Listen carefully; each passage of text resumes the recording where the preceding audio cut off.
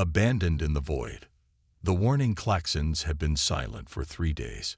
Specialist Liam Killer's breath came in ragged gasps as he limped through the darkened corridor of Outpost Theta, the lone human heartbeat on a station built for 500.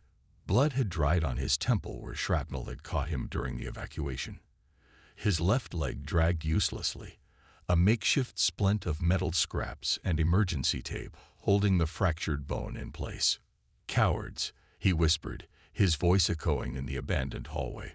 "Left me to die." The emergency lighting cast long shadows across the walls, painting everything in a sickly amber glow. 3 days since Commander Holt had given the order to evacuate, to abandon Outpost Theta to the advancing Serax fleet. 3 days since the last transport had departed, leaving Liam behind in the medical bay, unconscious and forgotten in the chaos. He paused at an observation port, staring out at the barren lunar landscape and the looming gas giant beyond. Somewhere out there, the United Earth Defense Force was regrouping, writing off Outpost Theta as a strategic loss, writing off him as acceptable collateral. A soft beep from his wrist computer drew his attention. The motion sensors he placed at the station's perimeter had triggered. He wasn't alone anymore. "They're here," he muttered, pulling up the security feed on a nearby terminal. The grainy footage showed 3 Serac scout vessels touching down on the landing pad. The aliens emerged cautiously, their towering insectoid forms moving with predatory grace. 6 limbs, chitinous exoskeletons, and compound eyes that glowed faintly in the dim light. Advanced scouts for the occupation force that would arrive within hours. Liam's hand drifted to the standard-issue sidearm at his hip. 6 shots against what would soon be hundreds of Serax warriors. Suicide. But there was another option, one that Commander Holt had expressly forbidden. Liam hobbled toward the central command station, each step sending lightning bolts of pain up his injured leg. The vast room was eerily quiet, dozens of abandoned terminals blinking in standby mode. He approached the center console and placed his palm on the biometric scanner. "Command override," he rasped. "Specialist Liam Keller, Engineering Corps.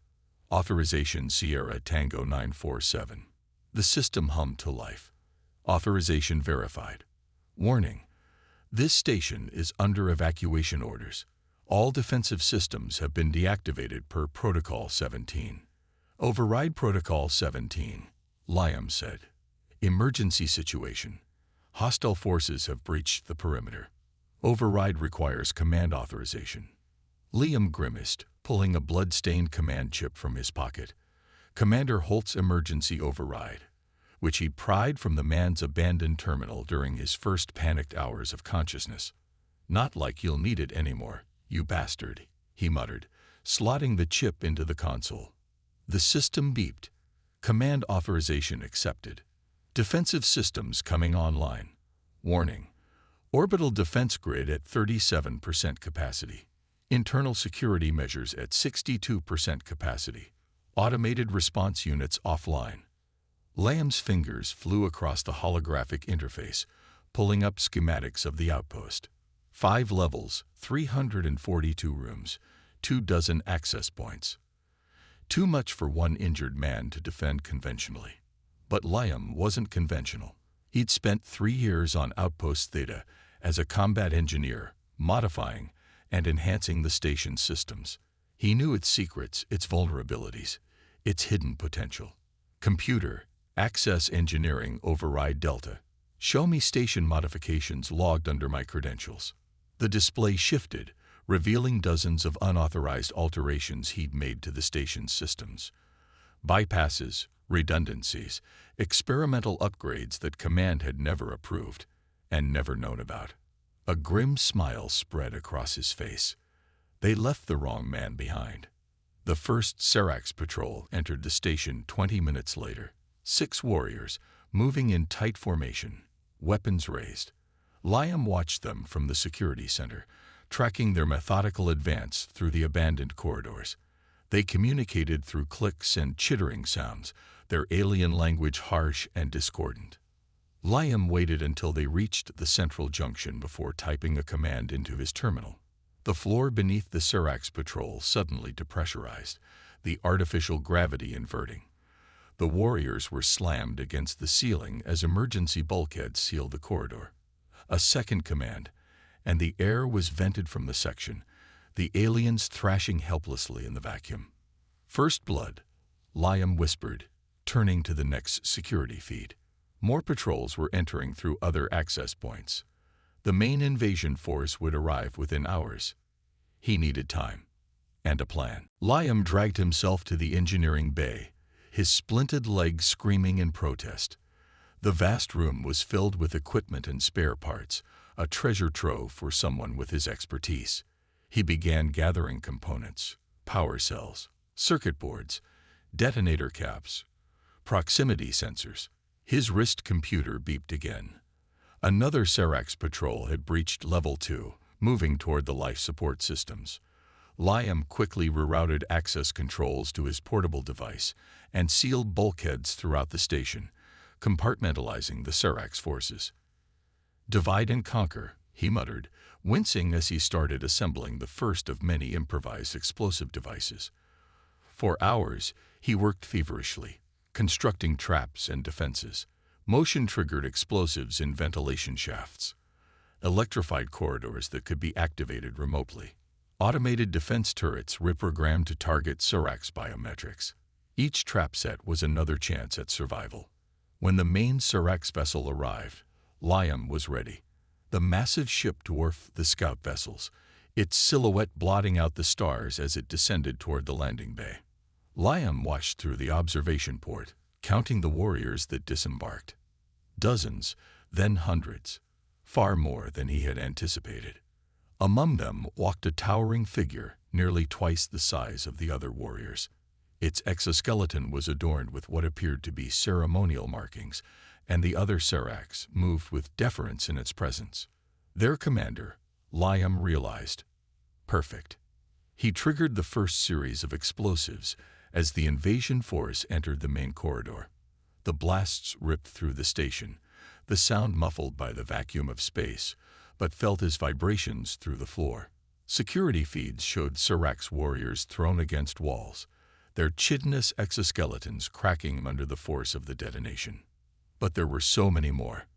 Liam retreated deeper into the station, leading the aliens through a labyrinth of corridors and chambers, each rigged with a new horror. A patrol turned a corner to find automated turrets unleashing a hail of plasma fire. Another group triggered a gravity trap that crushed them against the floor with 10 times normal gravity. 3 warriors investigating the medical bay were flash frozen when Liam vented cryogenic coolant into the room. Yet for every Seracs he eliminated, 3 more took its place, and they were learning, adapting to his tactics, avoiding obvious traps. Pain lanced through Liam's leg as he stumbled into the research wing. He was running out of options. The aliens had detected his location and were converging from multiple directions. His traps had thinned their numbers, but not enough. That's when he saw it, the prototype, the reason Outpost Theta existed in the first place. The quantum disruptor sat on its mount, unfinished and untested. Liam had worked on components of the device, but had never seen the completed prototype. It was humanity's newest weapon, designed to destabilize matter at the subatomic level within a defined area. Theoretical, dangerous, potentially catastrophic if misused. Liam dragged himself toward the device, his mind racing. The disruptor wasn't operational. Key components were missing, safety protocols not yet implemented. But maybe with his knowledge and the parts at hand. A crash echoed through the lab as the doors buckled under Seracs weaponry. Liam worked frantically, cannibalizing his own equipment, bypassing safety measures, rerouting power from the station's core. The disruptor hummed to life, its targeting systems connecting to his wrist computer. The doors gave way. Seracs warriors poured into the lab, led by the massive commander, its compound eyes fixed on Liam with alien intelligence and hatred. "You're too late," Liam said, though he knew they couldn't understand him. "You should have brought more warriors."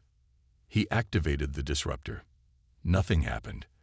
The Seracs commander chittered what sounded like laughter, advancing on Liam with a ceremonial blade extended. Liam backed away, desperately checking the disruptor's connections on his wrist computer. The power flow was unstable, cycling up too slowly. The commander raised its blade. In that moment of desperation, Liam made a decision. He diverted all remaining power in the station to the disruptor: life support, gravity controls, emergency systems, everything. The lights went out. For a heartbeat, darkness enveloped the lab. Then the disruptor fired. A sphere of shimmering energy expanded from the device, passing harmlessly through Liam, but catching the Seracs commander at its edge. The alien froze, its body suddenly illuminated from within as quantum bonds began to destabilize. The effect spread through the invasion force like a wave, Seracs warriors collapsing as their molecular structure unraveled. The commander's exoskeleton cracked, light pouring from the fissures. It reached for Liam with a trembling limb before collapsing into dust. Silence fell across Outpost Theta. On his wrist computer, Liam watched as the life signs of the invaders winked out one by one. The disruptor had worked beyond all expectations, targeting only Seracs physiology, while leaving the station intact. Liam collapsed against the wall, exhaustion and pain finally overwhelming him. He had done it. He had defended the outpost against impossible odds. But to what end? The station was running on emergency power. His leg was still broken, and no one knew he was alive. He was still trapped, still abandoned. As darkness closed in around the edges of his vision, Liam's wrist computer beeped with an incoming transmission. Repeat, this is Captain Naomi Chen of the UEDF cruiser Indomitable, responding to energy surge at Outpost Theta. Are there any survivors? Please respond. Liam laughed weakly, pressing the transmit button with a blood-stained finger. This is Specialist Liam Keller, he rasped. One survivor, and a whole lot of dead Seracs. You might want to bring a vacuum cleaner. As consciousness faded, Liam's last thought was of Commander Holt's face when he learned that the outpost and the prototype had been saved by the man they'd left behind to die. Fury of the Forgotten. Captain Naomi Chen had seen the aftermath of many battles, but nothing like this. Outpost Theta's corridors were littered with what looked like fine ash, all that remained of the Seracs invasion force. Medical teams had evacuated Specialist Keller to the Indomitable's med bay, while engineering crews worked to restore the station's systems. How many? Chen asked her XO as they surveyed the destruction in the main corridor. Lieutenant Commander Jackson consulted his datapad. Based on the molecular residue analysis, approximately 573 Seracs warriors were on the station. All disintegrated. Chen shook her head in disbelief. One man, one injured engineer did this. Not just any engineer, Jackson replied. According to his file, Keller specialized in weapons system integration, 3 commendations for innovative field modifications, 2 reprimands for unauthorized alterations to military equipment. He lowered his voice, and apparently he was scheduled for disciplinary review before the evacuation. For what? Insubordination. He questioned Commander Holt's tactical decisions on multiple occasions. Chen snorted. Looks like he was right to question them. They reached the research wing, where science officers in hazmat suits were carefully examining the quantum disruptor. The device sat innocuously on its mount, showing no signs of the devastation it had unleashed. Is it safe? Chen asked the lead scientist. Relatively speaking, the woman replied. The power source is depleted, and several key components are fused beyond repair. Keller basically turned it into a bomb. By all rights, it should have torn the station apart at the molecular level. She shook her head. I don't know whether he's a genius or insanely lucky. Probably both, Chen muttered. I want to speak with him. In the Indomitable's medical bay, Liam Keller lay on a recovery bed, his leg encased in a regenerative cast. His face was gaunt, eyes sunken with exhaustion, but they sharpened with alertness as Chen approached. "Captain," he acknowledged, attempting to sit straighter. "At ease, specialist," Chen said, pulling up a chair beside his bed. "That was quite a light show you put on." Half the fleet saw the energy surge. Liam's expression darkened. "Is Commander Holt with you?" "No. He's been reassigned pending investigation. Abandoning a serviceman during evacuation is a serious offense." "He didn't abandon me," Liam said quietly. "He left me behind on purpose." Chen's eyebrows rose. "That's a serious accusation. 3 weeks ago, I discovered irregularities in the quantum disruptor project. Components that didn't match the schematics. Power requirements far exceeding safety parameters." Liam's fingers twisted in the sheet covering his lower body. "I believe Commander Holt was modifying the prototype to sell to corporate interests. When I confronted him, he threatened me. Said no one would believe a specialist with a history of insubordination." He met Chen's gaze directly. "When the evacuation order came, it was convenient to leave behind the one person who knew what he'd done." "Do you have proof?" "Better than that," Liam replied. "I have the modified components. I removed them during my confrontation with Holt and replaced them with standard parts. That's why the disruptor didn't fire immediately when I activated it. The correct components are hidden in my quarters, behind the ventilation panel under my bunk." Chen nodded slowly. "We'll investigate thoroughly. In the meantime, Command wants a full debriefing on how you managed to eliminate an entire Serax invasion force single-handedly." Liam's lips quirked in a humorless smile. "I did what engineers do, Captain. I solved problems." Over the next 2 days, Liam recounted his ordeal to increasingly high-ranking officers. How he'd regained consciousness in the abandoned medical bay. How he'd used his intimate knowledge of the station's systems to turn it into a weapon. How he'd repurposed the experimental quantum disruptor as a last, desperate gambit. Word spread through the fleet. The lone engineer who had decimated a Serax battle group. Some called it exaggeration. Others, a propaganda story to boost morale. But the evidence was undeniable. The ash-filled corridors of Outpost Theta, the modified systems that had turned a research station into a death trap, and the improvised quantum disruptor that had accomplished what it wasn't supposed to be capable of for years. 1 week after his rescue, Liam stood on the observation deck of the Indomitable, watching as engineer teams salvaged equipment from Outpost Theta. His leg was nearly healed, the regenerative cast doing its work with remarkable efficiency. "Specialist Keller," a voice said behind him. Liam turned to find Admiral Reyes, commander of the 7th Fleet, approaching with Captain Chen at his side. He snapped to attention. "At ease," Reyes said. "I've reviewed your actions at Outpost Theta. Unconventional, reckless, against direct orders." The Admiral's stern expression suddenly broke into a smile. "And absolutely brilliant." Liam blinked in surprise.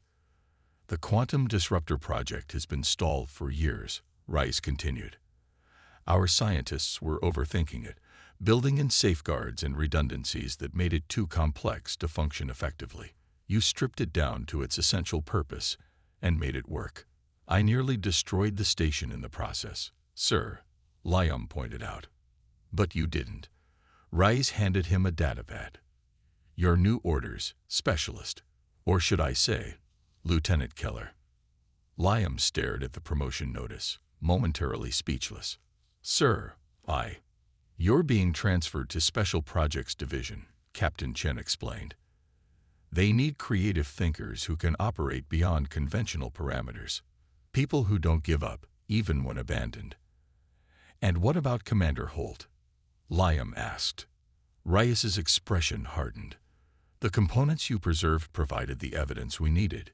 He's facing a military tribunal for treason and attempted murder. He won't command again."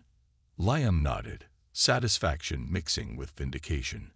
"When do I report to Special Projects?" "Immediately," Reyes replied. "The Seracs were testing us at Outpost Theta, probing our defenses. Intelligence suggests they're massing for a major offensive. We need more unconventional solutions and quickly." As the Admiral walked away, Captain Chen lingered. "For what it's worth, Lieutenant, I would have been honored to have you serve under my command." "Thank you, Captain." Liam turned back to the viewport, watching Outpost Theta grow smaller as the Indomitable prepared to jump to hyperspace. "But I think I've spent enough time on forgotten outposts." Chen smiled. "After what you did, I don't think anyone will be forgetting your name anytime soon." 3 months later, Lieutenant Liam Keller stood before a different viewport, watching as a Sarax warship disintegrated under the focused beam of the newly commissioned UEDF Vindicator. The quantum disruptor technology had been refined, weaponized, and deployed across the fleet with remarkable speed. The Sarax offensive had faltered in the face of humanity's new technological advantage. A technician approached, offering a datapad. "New schematics for the Mark II. Sir, the engineering team is requesting your input." Liam took the pad, already noting modifications that could improve efficiency. The memory of those desperate hours on Outpost Theta still haunted his dreams. The pain, the fear, the certainty of death. But they had also taught him something invaluable. Never underestimate what one person can accomplish when there's nothing left to lose. The Sarax had learned that lesson at the cost of an invasion force. Commander Holt had learned it at the cost of his career. And Liam Keller, the man they'd left behind to die, had emerged not just as a survivor, but as the architect of humanity's best hope against the alien threat. Sometimes, being forgotten was the greatest advantage of all.